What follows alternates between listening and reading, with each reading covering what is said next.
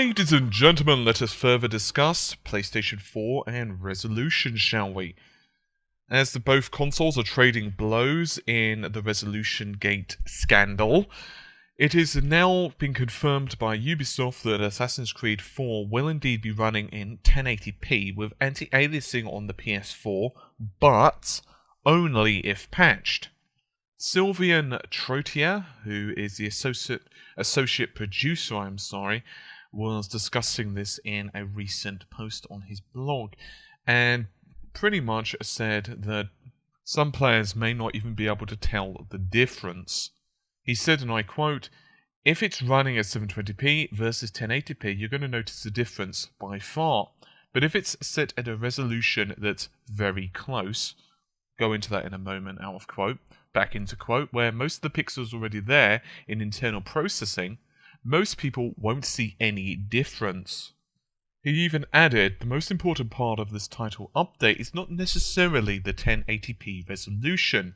It's the fact that even when we were done with the project, even when we were finished, with the certification and everything else, even when most of the engineers had started to work on other projects, like we always do at Ubisoft, some of my engineers continued to work on Black Flag and even developed a brand new anti-aliasing technique.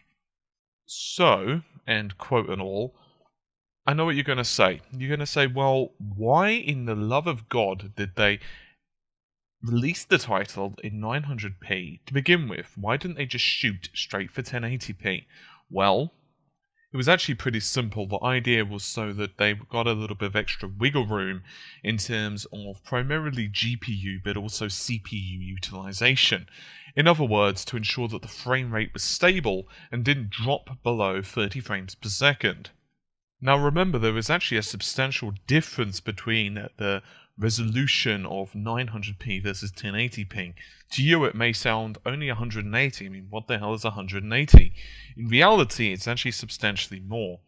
If you times 1600, I'm sure many of you all know this, but let's just go through the math anyway. 1600 by 900, you get 1.44 million, thereabouts. And on the other hand, if you times 1920 by 1080, which of course would be 1080p for those of you keeping count, you get just a smidgen, a hair, an iota over 2 million.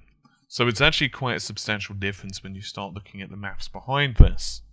Now, there's still no news on the Xbox One version. There are some reports that it actually looks still worse than the PlayStation 4 version, which we now know was running in 900p and now has been changed and improved to 1080. We'll go back to that in just a moment. So it's likely the Xbox One version is running at the fearful and terrifying 720p, 30 frames per second, of course. The PlayStation 4 version, basically, if you read between the lines, what happened is that because the game was pretty much being created not only cross-platform in terms of the Xbox One and the PlayStation 4, but also cross-generation. So, for example, PS3 and PS4. So when you start taking those things into account, you can understand that, especially since the team was trying to get used to basically pre-launch hardware. I mean, some of the specifications hadn't even been settled down. Just to give you guys an idea, there was actually a story that PlayStation 4's 8 gigabytes of memory was actually kept secret from third-party developers, at least some of them, not all, but for example, the UK developer, Just Add Water, only found out that the PS4 had 8 gigabytes of memory when it was actually being unveiled, and so you can probably extrapolate that to other consoles as well. So what likely happened is that they just didn't realize they had the extra wiggle room, but more to the point, and probably more importantly, you've got to consider that goalposts changed. What basically happened is that they put together the code for a tight time schedule, and this is the same for pretty much any of the launch schedule games. You can't just be like, oh, okay, the console's released on, the 15th, and we need our game ready for the 14th. No, that's of course complete stupidity. You need the game ready well before that, so you can do things such as bug testing. You can actually get the damn game, ready and in store, for example, and all of that takes weeks, if not months, in some cases.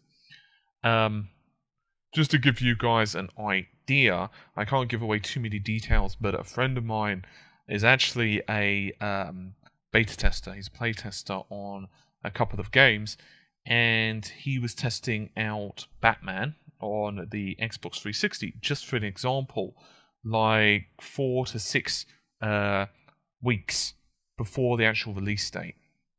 So, and he wasn't even one of the first people to actually try it.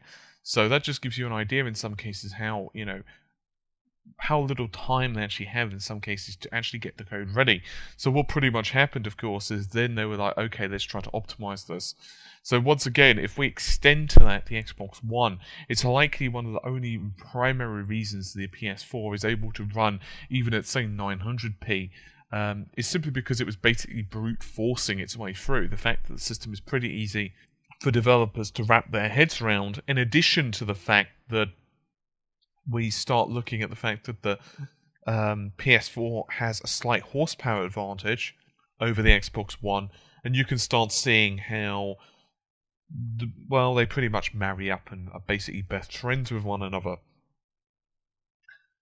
I'm curious because obviously the PC version hasn't quite dropped yet. It will be here pretty damn soon, however.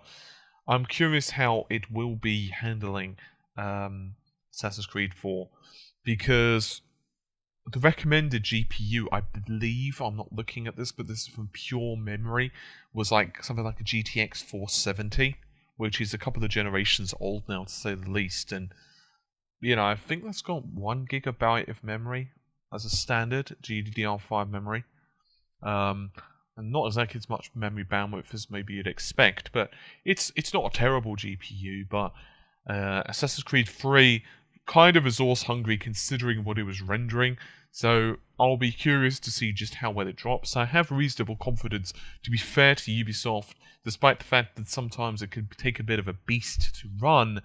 The game generally is pretty good looking on PC, so I have some pretty good hopes, because Ubisoft has said previously that there are some PC exclusive effects as well that we'll have to look forward to. Regardless, I would like to see more about this anti-aliasing technique. They haven't really shed too much light on that at the moment, so there are, of course, several anti-aliasing techniques, for example, FXAA, MSAA, and blah blah blah, but right now they're saying they've developed a new one, so I guess we're just going to have to see. Regardless, remember that if you want to enjoy 1080p Assassin's Creed, you're going to have to download the patch for the PS4.